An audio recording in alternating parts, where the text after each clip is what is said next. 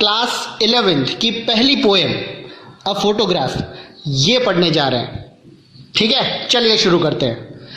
ये पोएम शुरू करने से पहले मैं आपको बता दूं कि ये पोएम एक्चुअली किसके बारे में है, क्या है इस पोएम में। ठीक है, उसके बाद इस पोएम को लाइन बाय लाइन शुरू करते हैं। तो इस कविता में, इस पोएम में जो पोएटिस है वो बताती है कि वो अपनी माँ की कमी को कितना महसूस करती है, कितना मिस करती है उसे। उसकी माँ को अब मरे हुए तकरीबन 12 साल, 12 ईयर्स से भी ज़्यादा हो गया है। पोएट बताती है कि किस तरह से उसे याद आता है कि उसकी माँ एक फ़ोटो को देखा करती थी और अपने आप के बचपन को याद किया करती थी। जब वो फ़ोटो ली गई थी तब उसकी मदर की जो उम्र है वो सिर्फ 12 साल की थी। फोटो में पोएट की मदर और उसकी 2 कजिन सिस्टर उसकी माँ का हाथ पकड़े हुए समंदर के किनारे दिखाई देते हैं। तीनों लड़कियां उस अंकल की तरफ देखकर मुस्कुरा रही है जो उनकी फोटो ले रहे हैं।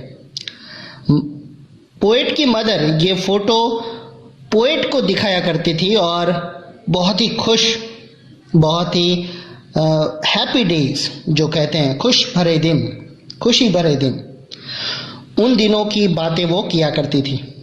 समुंदर की उस सैर की बातें किया करती थी और वो हंसा करती थी, खुश थी।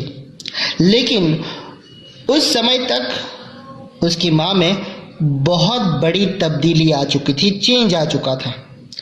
अब वो एक मिडल एजेड वुमन, एक आधेड़ उम्र की औरत बन चुकी थी और जो पोएट है वो उसकी बेटी, वो इस दुनिया में आ चुकी थी। उससे पहले वो बहुत ही लाइवली, उसके अंदर बहुत ही लाइवलीनेस, एक चंचलता थी जो अब धीरे धीरे जाती रही थी।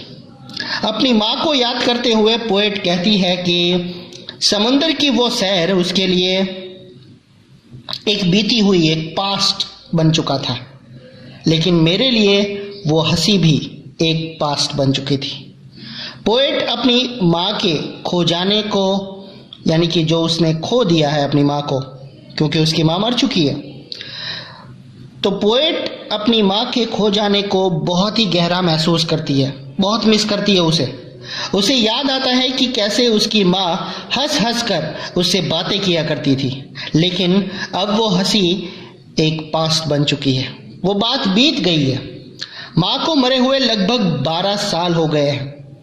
पोएट बहुत उदास, बहुत अकेलेपन महसूस करती है।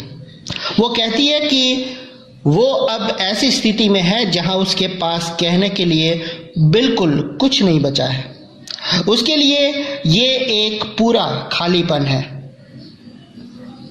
इसने इसके अंदर की सभी फीलिंग्स, चेतनाओं को समाप्त कर दिया है, खत्म कर दिया है, कोई फीलिंग्स बची ही नहीं है। उसकी इस सिचुएशन की खामोशी को, इस खालीपन ने उसे बिल्कुल साइलेंस, यानी कि बिल्कुल खामोश बना दिया है।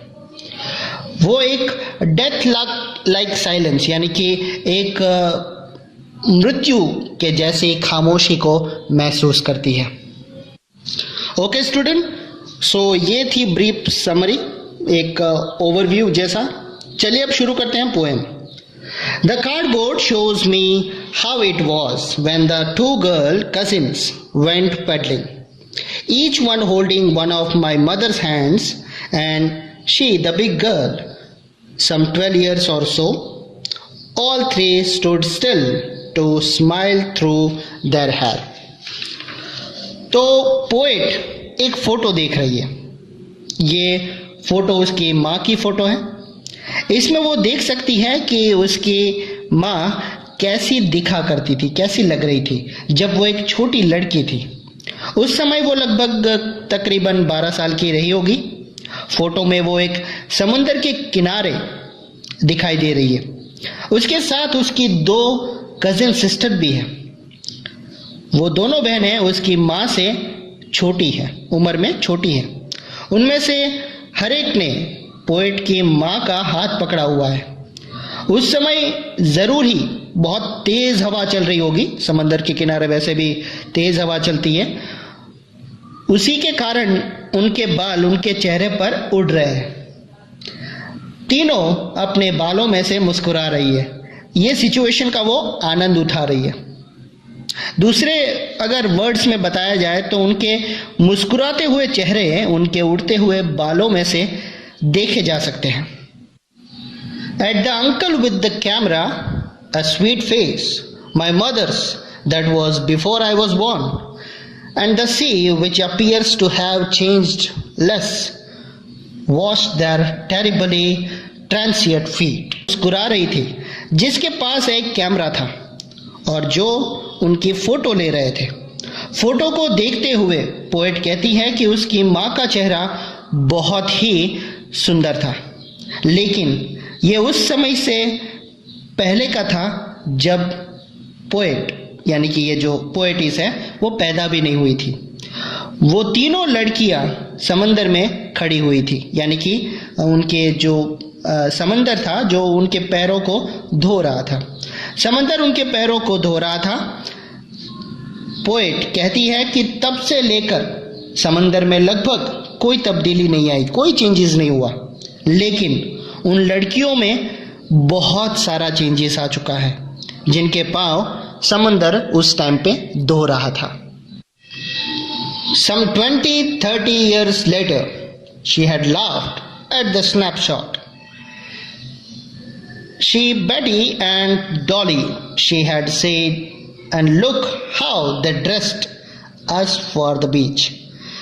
The sea holiday was her past.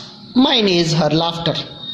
Both ride with the labored ease of loss.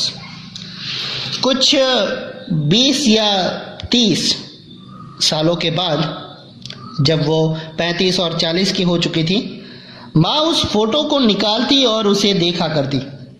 उस समय तक उनका विवाह यानी कि उनकी शादी हो चुकी थी और उनकी बेटी जो ये पोएट हैं वो भी इस दुनिया में आ चुकी थी।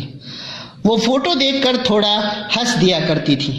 वो पोएट से कहती कि ये देखो बेटी और डॉली को, यानी कि उनकी कजिन सिस्टर्स को, समंदर पर जाने के लिए उन्होंने हमें कैसे कैसे कपड़े पहना के रखे हैं। इस तरह माँ अपनी उस समंदर के किनारे की उस सैर को याद किया करती थी, लेकिन अब वो सब एक बीती हुई बात है, एक पास्ट बन चुका है। अब माँ के लिए बहुत, अगर कहा जाए तो माँ में भी बहुत चेंजेस आ चुका है। अब वो अपने बचपन की वो मीठी खुशियाँ ले नहीं सकती जब वो पहले ले सकती थी। लेकिन पोएट को अपनी माँ की वो छोटी छोटी सी जो हंसी है वो अभी भी याद है, और वो हंसी उसके लिए एक बीती हुई बात बन चुकी है। अब उसके लिए एक बहुत बड़ा चेंज आ चुका है।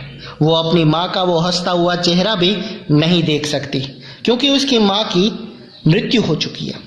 इसी कारण पोएट कहती है कि समंदर की सैर उसकी माँ का पास्ट था, उसकी माँ की हंसी मेरा पास्ट था। जिस तरह अपने बचपन की मासूमियत भरी खुशियों को खो देने के बाद माँ का चेहरा बिल्कुल उतर गया था, उसी तरह अपनी माँ की या माँ का खुशी भरा वो चेहरा, वो साथ खो देने के बाद ये पोएट भी, उसका चेहरा भी बिल्कुल उतर गया है। तो भी समय बीतने पर दोनों ने अपने अपने नुकसान के साथ जीना सीख लिया है। वो भूल कर आगे बढ़ चुके हैं। पोएट इसे हानि की कठिन मुक्ति कहते हैं, यानी कि जो खो गया है उसे याद करके हमें रोना नहीं है। इस लॉस का जो पेन है, जो पीड़ा है, ने उन दोनों के उतरे हुए चेहरों पर एक प्रभाव छोड़कर रख दिया है। नेक्स्ट देखते हैं, now she has been dead nearly as many years as that girl lived, and of this circumstance there is nothing to say at all, it silences. तो पोएट कहती हैं कि उसकी माँ को मरे हुए उतने ही साल हो गए हैं जितने साल वो फोटो वाली लड़की या उस फोटो वाली लड़की के हुए थे, यानी कि लगभग 12 साल तक वो उम्र हो चुकी थी। उसके बाद वो एक औरत बन चुकी थी। पोएट के कहना का भाव, उसका अर्थ ये है कि उसकी माँ को मरे हुए 12 साल हो गए हैं और अब वो अपने आप को ऐसी स्थिति में, ऐसी सिचुएशन में, ऐसी सर्कमस्टेंसेस में महसूस करती है कि इसके बारे में कहने को कुछ बचा ही नहीं है। वहाँ खालीपन के अलावा और कुछ नहीं है। Silence, totally silence. उस सिचुएशन की खामोशी ने उसे बिल्कुल खामोश बना दिया है। दूसरे वर्ड्स में बात करें तो उसने जो खोया है, उसकी पीड़ा ने उसे बिल्कुल स्पीचलेस यानी कि साइलेंस कर दिया है, सुन्न कर दिया है। इसने उसकी सभी फीलिंग्स को भी समाप्त यानी कि खत्म कर दिया है। सो स्टूडेंट्स, ये थी आपकी poem the photograph. I hope you like